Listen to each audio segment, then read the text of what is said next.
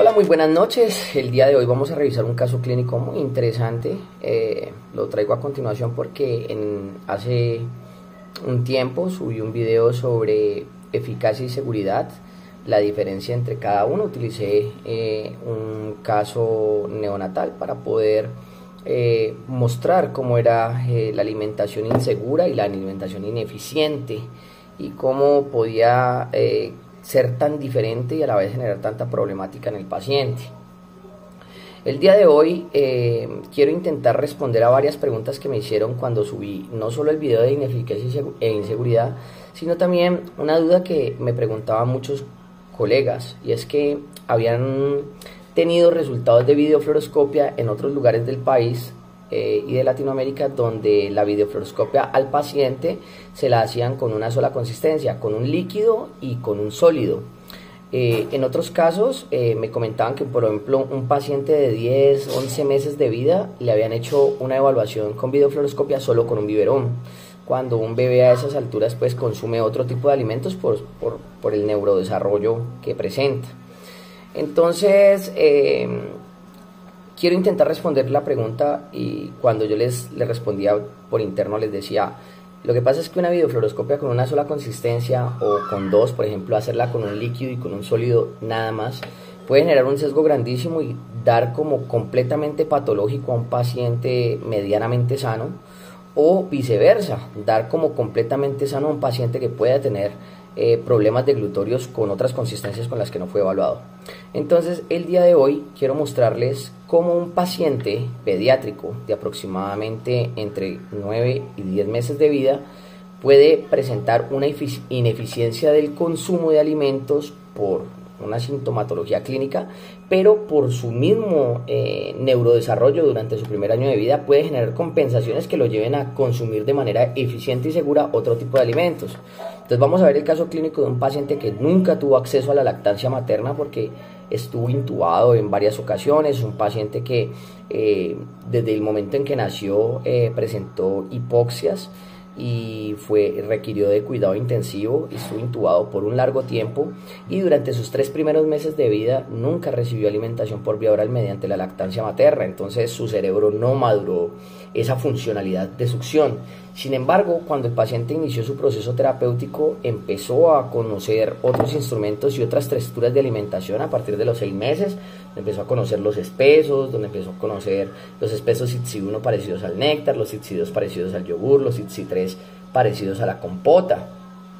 Y ese proceso terapéutico le generó una maduración de otros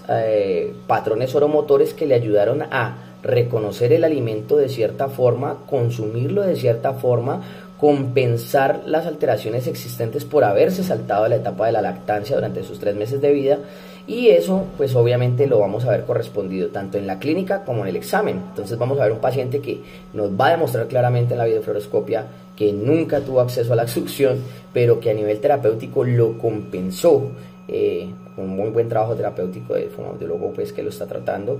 lo compensó adquiriendo otras destrezas oromotoras con su neurodesarrollo durante sus primeros 9 a 10 meses de vida, y está ya en la capacidad de empezarse a alimentar con otro tipo de alimentos.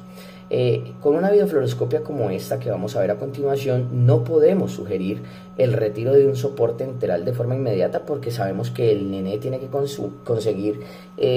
la alimentación complementaria entre los 12 y los 18 meses de vida. Entonces, sugerir un retiro de un soporte enteral que hasta ahora lo ha mantenido en un peso acorde y un neurodesarrollo en un potencial rehabilitador grande que ha venido avanzando, pues privarlo de ese aporte nutricional óptimo podría ser contraproducente para el paciente. Entonces, en ese orden de ideas, lo que se sugiere con los resultados de este estudio es intentar que el paciente siga con el proceso terapéutico, empezando su alimentación por vía oral, continuando con su soporte enteral, y hacerle un control entre los 15 y 18 meses de vida para ver si ya a esa altura adquirió la destreza y la capacidad de consumir una alimentación complementaria segura y eficiente, y ahí sí ya poder con el equipo multidisciplinario tratante planear el destete del soporte enteral, obviamente acompañados con el concepto de pediatría, de las otras disciplinas tratantes de rehabilitación y de entre esas nutrición clínica. Espero que les guste el caso. Chao, chao. Se inicia videofluoroscopia con instrumento tipo biberón por succión de biberón. donde vamos a observar a continuación un paciente que intenta de varias formas adosar el chupo con los labios, acanala con la lengua y genera movimientos peristálticos linguales para intentar sacar el contenido del biberón. Sin embargo, podemos observar que los movimientos son infructuosos y el alimento no ingresa hacia la cavidad oral por una baja presión intraoral. Muy correlacionado, ¿no?, con la historia clínica del paciente, donde nuestro paciente tiene una franca dificultad para succionar alimento con biberón, dado de que no estuvo expuesto durante sus primeros meses de vida a aprender y a madurar la succión materna, porque pues por su historia clínica padeció de múltiples comorbilidades que le impidieron. Entonces ahí alcanzamos a ver incluso unas degluciones muy chiquiticas, alcanzamos a ver una cantidad de contraste muy pequeño, o vamos a verlo cuadro a cuadro, que ingresa a la cavidad oral y lo vamos a ver en cámara lenta pasar. Aquí ya alcanzamos a ver una pequeña cantidad de contraste muy bajita, y vamos a ver una deglución a continuación de una, mírenlo, ahí lo alcanzamos a ver, una muy baja cantidad de alimento en la hipofaringe, que de todos modos el paciente traga de manera eficiente, la vía aérea totalmente limpia. En ese punto podemos medir que hay una franca ineficiencia del consumo con el biberón. Intentamos generar una apertura en el chupo y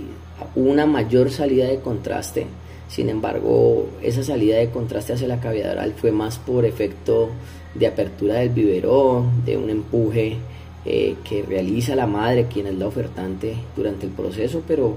no por una capacidad continua de succión del paciente. En ese orden de ideas optamos por la edad del paciente en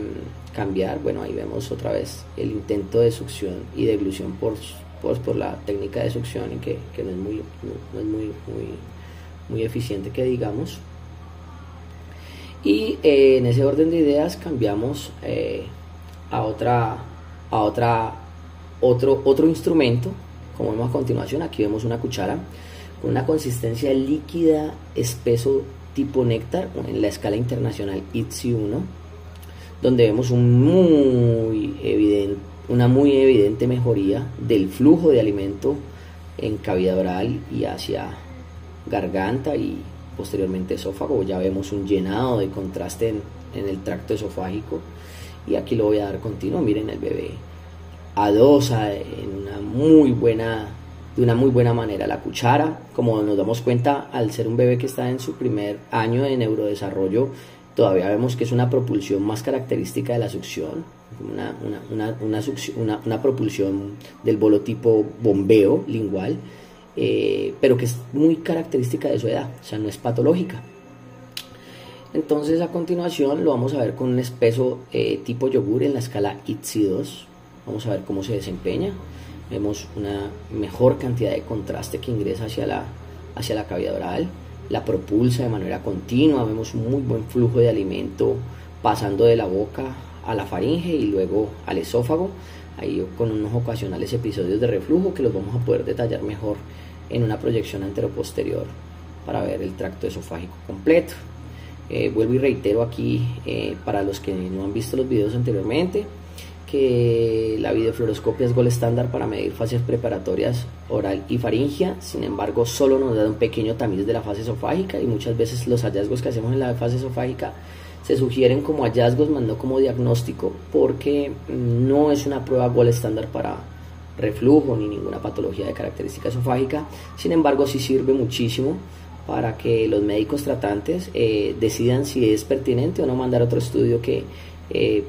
confirme o descarte algún hallazgo esofágico. En este momento pues vemos un trayecto esofágico permeable, sin embargo lentificado, muy probablemente pues a relacionar con su historia clínica y pues una ausencia de alimentación por vía oral de forma diaria. Sin embargo, lo que más nos interesó en este punto, más que ver el tracto esofágico como tal, fue ver que con la cuchara el paciente manda unas muy buenas cantidades de alimento hacia su estomaguito, y pues que francamente la eficiencia del consumo mejora bruscamente, o sea, es muy buena la evolución del paciente. Aquí lo vamos a ver viendo consumir un espeso tipo compota,